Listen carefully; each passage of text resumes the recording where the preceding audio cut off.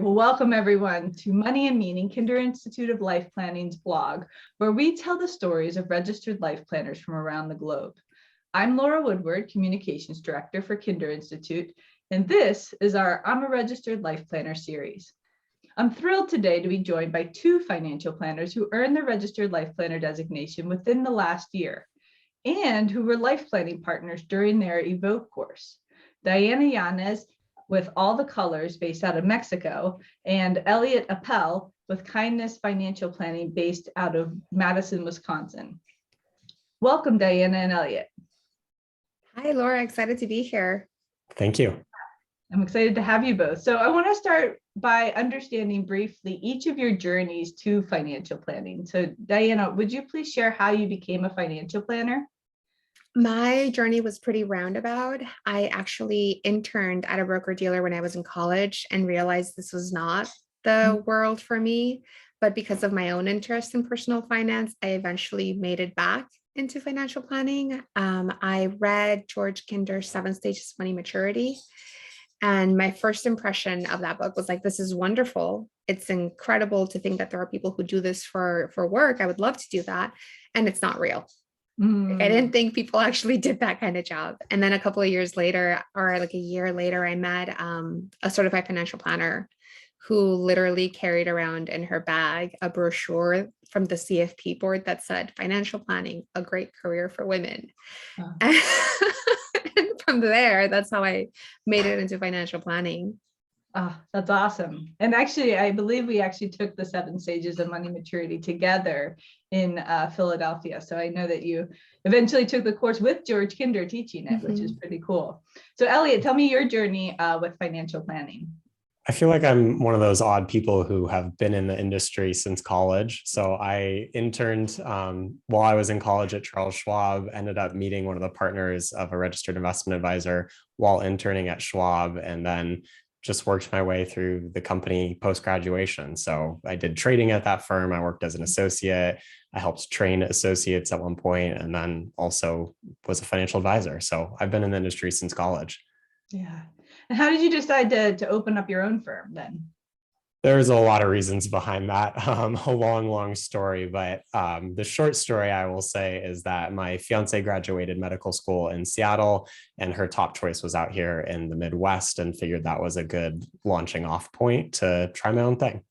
Nice. And I noticed on your website that you are working with widows and people that have gone through big life changes. So how did you come up with that as your niche? Yeah, so I just thought about the clients I really like to serve. I was fortunate enough to work with a lot of different clients. Being in Seattle, there's a lot of different industries out there, tech, business owners, people approaching retirement. And I just thought about the clients I was connecting with the most. And that some of that is based on my own personal experience. My dad was diagnosed with stage 4 lung cancer coming up on 6 years ago. And I just found that there was that personal connection and that commonality where we could talk about things that weren't always finance related and more life oriented, if you will. Yeah, that makes a lot of sense.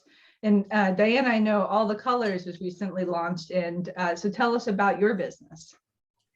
So for All the Colors, the main thing that I offer is group coaching. While I was a financial planner and I work with clients one-on-one, I often could sense that they especially for behavior change, they needed more support than what I could provide.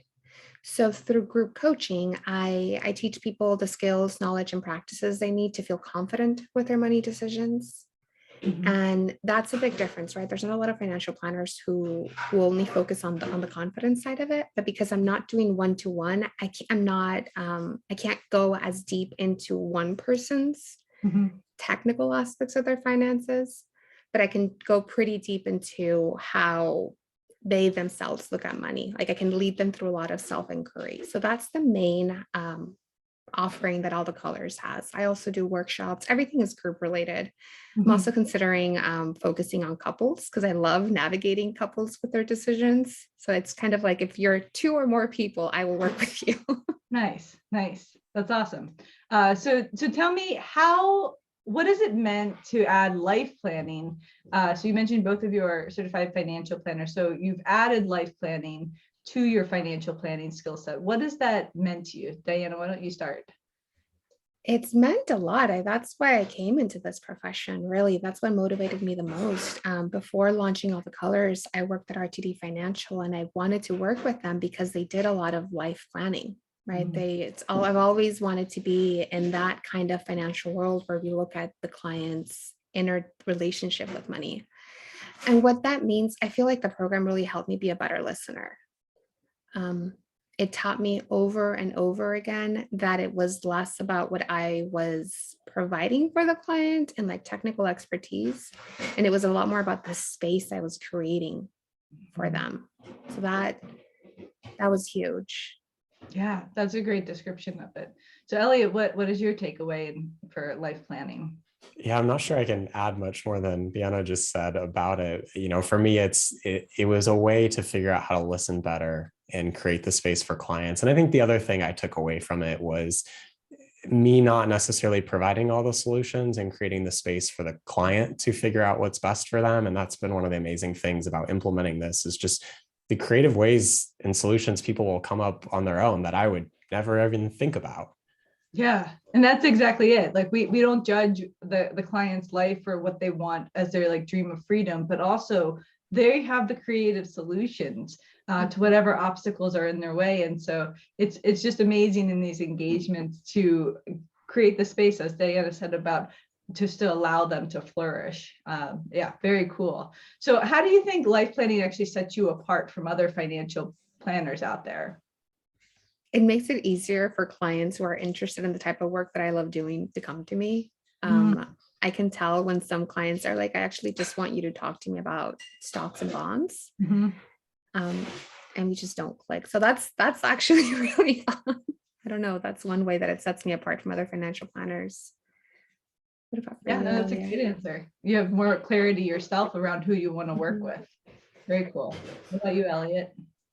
Yeah, it's tough for me to describe just because, I haven't worked with a bunch of financial planners out there, so I don't necessarily know how they're doing it. But, I think the common thing that comes up is, again, just creating that space to listen and to be heard, and the patience for someone to be able to tell their story. And, you hear a lot of those stories out there about an advisor telling them what to do, or they don't have time for that, or just random things that come up. I feel like there's more space and more time for those sort of conversations that are maybe a little bit different, and just working with fewer clients, that's easier to do. That makes sense. I want to add on to that. I remember working with there were two of us, two financial planners with a client, and she was a recent widow, and she was nervous, right? So she just kept chit-chatting about everything. And we were opening accounts. We had things to do. But she was just going to chit chat about her cat and her dog and the bird, and like, and my colleague kind of cut her off a little bit, and it was actually because of my training with the registered life planning training, that afterwards I felt comfortable telling him, like, you kind of cut her off. I know that it's really that you have a lot of busy things to, like, you have a lot of things to do. But she needs to tell us about those birds so that she can feel comfortable with us. Right. And the relationship changed after that. Like I was able to say it in a way that like he also could hear and like was appreciative of. But it gave me the confidence to say that. I think before I would have noticed it and I would have just been like, okay, that's how you do financial planning. Now I know that's not the only way to do financial planning. Wow. That's awesome. That's a really good story. So you both work together as life planning partners in our Evoke course. And I'm so curious, because I'm sure people watching this are curious what happens in the Evoke course, but I'm curious, what did happen to you? What came out of that engagement? Elliott kept making me cry. Clarification in a good way, I think. In a good way, yes, of course. So tell us about the good way. Do you want to go first, Elliott? Sure. What didn't happen in those sessions? I mean, it is so hard to describe. I wish I could succinctly put it, but for me personally, what Diana did for me is there were certain things I wanted in my life, but I was having a hard time giving myself permission to do. And through this process and through her listening and asking great questions and creating that space for me to open up about it, it got me to a point where I had the energy to go out and do those things. Like I gave myself permission to do them, which was starting my own firm, quitting my job, which scary things to do, right? When you've worked at the same company for 10 years, you have a high paying, great, stable job, 115 clients you're working with, leaving that behind and starting something from scratch is just downright scary. And so this process, it gave me the energy and the confidence to do it. And I honestly not sure I would have been able to do it had we not gone through this. Wow. Yeah. I love what you said, Elliot, about giving ourselves permission, giving myself permission to want something, to voice it. In the process itself, they're always asking you, like, how do you make the timeline shorter? Which I think happened for both of us, right? The thing that I'm doing right now, I thought it was a couple of years away. And I know for Elliot too, like things were like further away and they've already happened.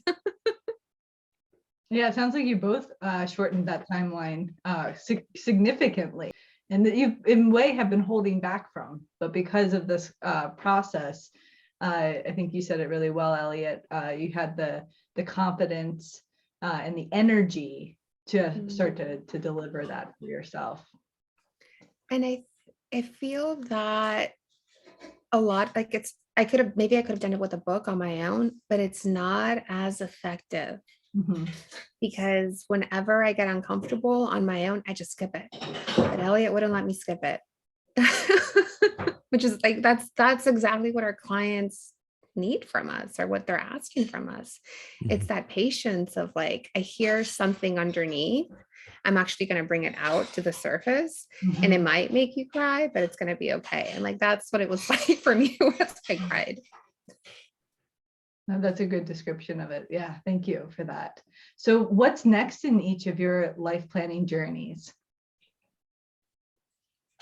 Well, for myself, I'm building up the group coaching. I'm actually really grateful that Elliot is one of the participants in the pilot program. It just means a lot, like when I would tell him this is the thing that I wanted to do, and now to get to see him be part of it. Yeah, and it feels, I'll ask him afterwards too, but it's also so cool that I'll get to like ask you, like, am I covering enough of the technical? Like, how is all of that going? So that feels really good. So the group coaching is the main thing. I also want to start doing workshops. I want to figure out a way to do this group coaching with people coming out of domestic violence situations and out of incarceration. How do I train the caseworkers that'll give them ongoing support to facilitate this move into like their finances? I don't think there's a lot more moving parts, and I'm really intrigued. I really want to be able to support that area. So I don't know how I'm going to do it, but that's one thing that's hopefully coming in the next year or two. Nice.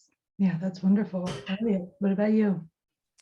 So for me, I'm loving being a part of Diana's group coaching. I was so excited when she was like, hey, I'm doing this now. I was like, okay, I thought this was like 6 or 8 months away, but awesome. Let's do this.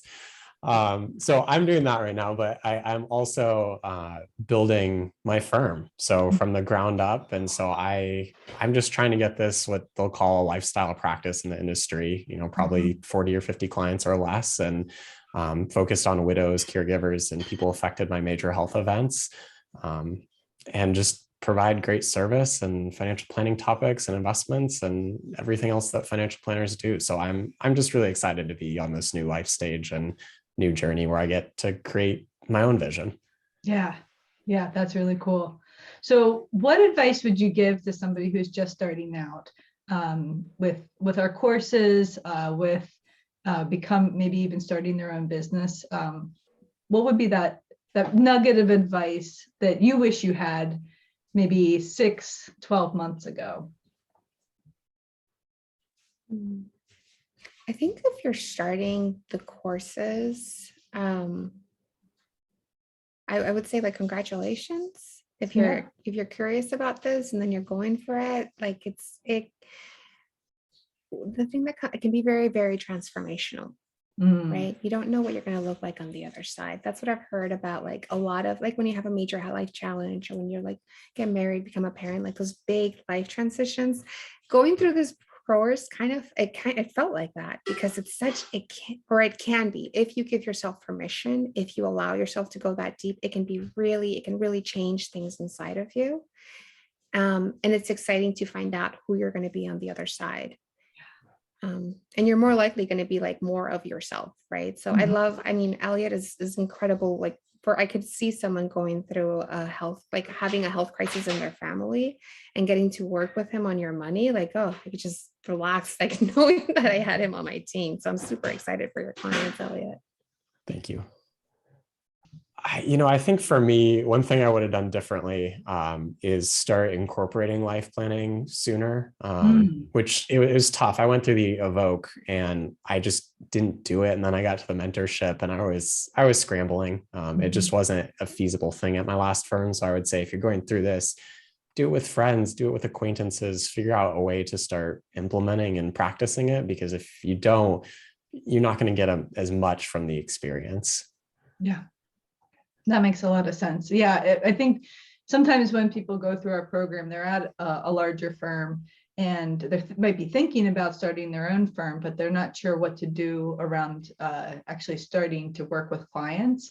And one of our RLPs, I know she volunteers maybe for Habitat for Humanity. And so she brought life planning to the other volunteers with that organization. And there's creative ways of going about this, but sometimes you feel stuck. And so it's good to have that advice, Elliott, to just go for it. I can even hear Louis just saying that, like, go for it. You got to make this happen. Yeah. And I think the other thing, which we mentioned a little, but also just figuring out a way to do it sooner, whatever it is. Yeah. Whatever that is for you personally. Because I like what Diana said, but around you actually become more of you at the end of this process. And that authenticity of who you are, like people can feel that. Everyone around you in a way sees a new you, but it's more connected to the real you. Yeah. And it's more fun too, like I love that. It is more fun. Yeah. And I see that being in the group coaching with Diana. I don't know. It's just, she gets to be herself. I can see it every day and showing up, and just how excited and how thrilled she is to be doing what she's doing. Whereas I didn't feel that same presence when we connected originally. Wow. That's impactful. Cool. So our favorite question, as you both know, is anything else? And that's how we'll close it. So anything else? I remember when people have asked me about going through the LRP process, and like I tell them the main question, anything else? And then you pause. You look at them with like kindness in your eyes, and there's a lot of other things to say. Anything else for me? No, I'm really excited. It just, like, it's so funny, but it was really this George Kinder's book that like brought me to this work, and it's incredible. Sometimes I think when I hear from myself the things that I want to create, I'm like, really, is that what you want to do? But it's become easier to say like, okay, well, let's try it out. So it's like a continuous unfolding. Wonderful. Thank you. For me, I would say get comfortable with silence. Good. Yeah, that's a really important one. Part of our training is actually going into mindfulness and starting to develop a mindfulness practice yourself, because that silence and being comfortable with your own emotions, your own feelings that come up in discomfort, it's really important to separate that from what the client is actually feeling and what you feel them experiencing. So that's a really good final thought there, Elliott. So, well, thank you both. This has been a really fun conversation. And I look forward to seeing and supporting your projects and what you're putting out into the world. So thanks again. Thanks for having us, Laura.